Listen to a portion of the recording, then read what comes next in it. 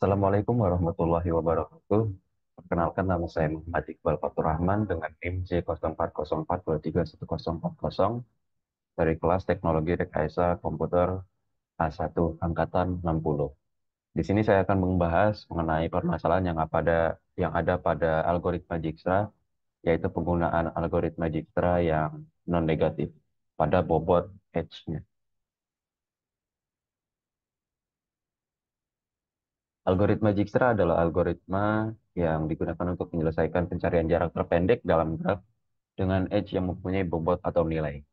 Fokus algoritma Dijkstra hampir sama dengan algoritma BFS, yaitu menggunakan prinsip antrian, tetapi urutan yang digunakan algoritma Dijkstra adalah urutan prioritas.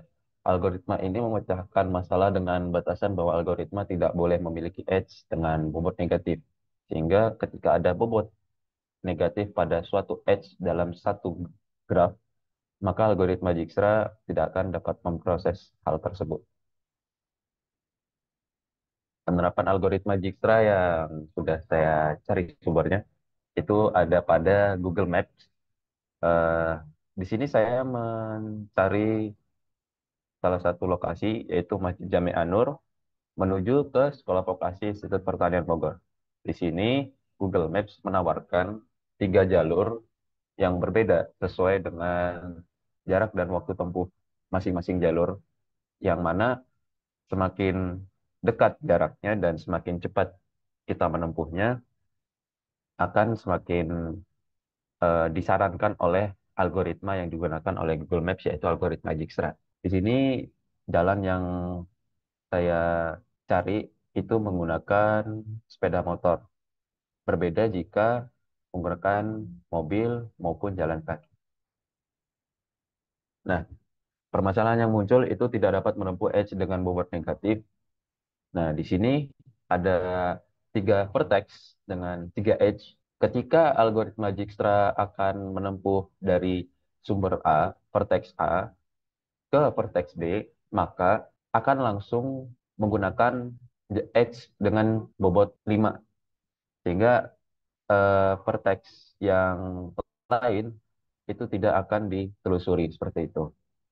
Edge-nya juga tidak akan dihitung oleh algoritma Dijkstra. Nah,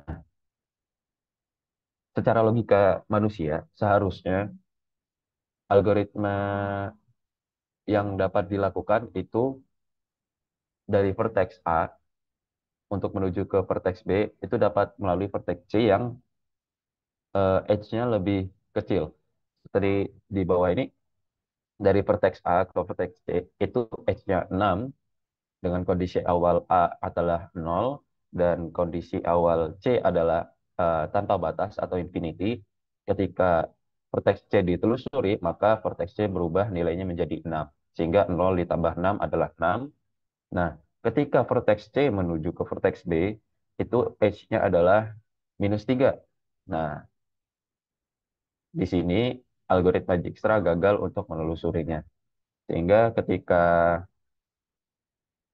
kita menelusuri vertex C ke vertex B melalui edge dengan bobot -3, itu 6 ditambah -3.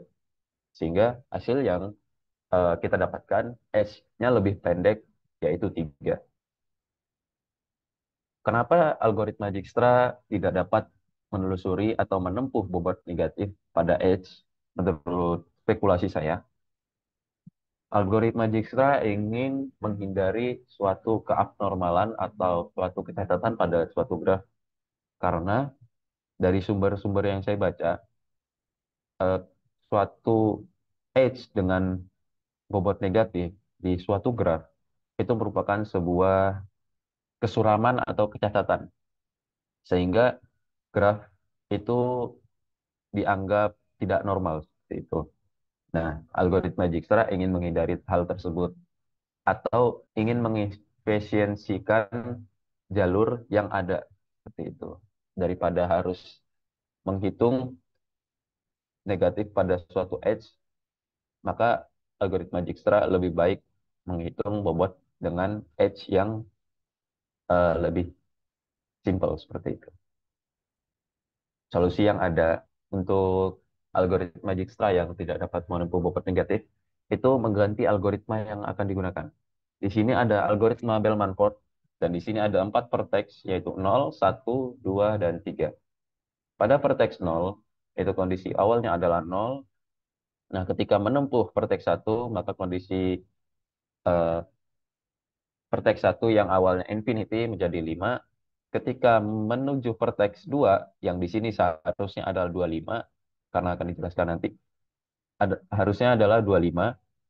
Nah, ketika menuju vertex 3, itu adalah 35, karena 25 ditambah 10.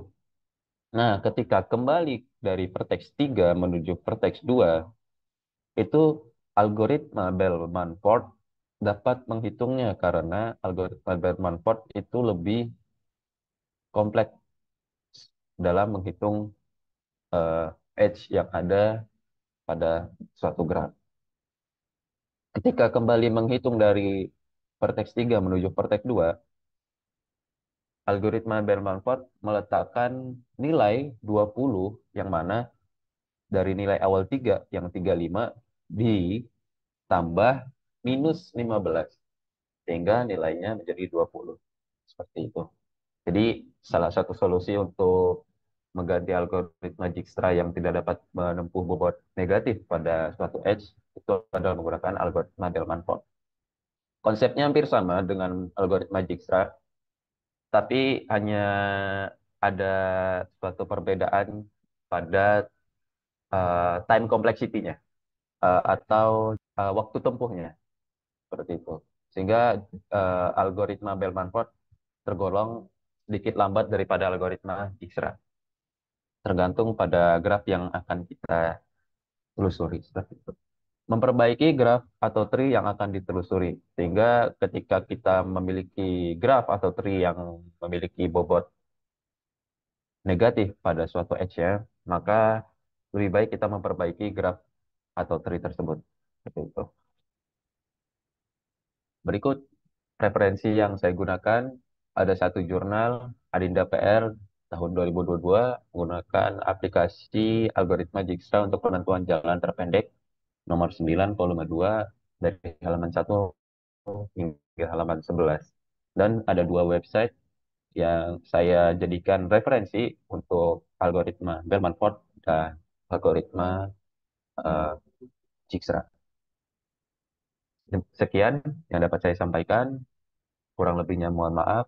Assalamualaikum warahmatullahi wabarakatuh.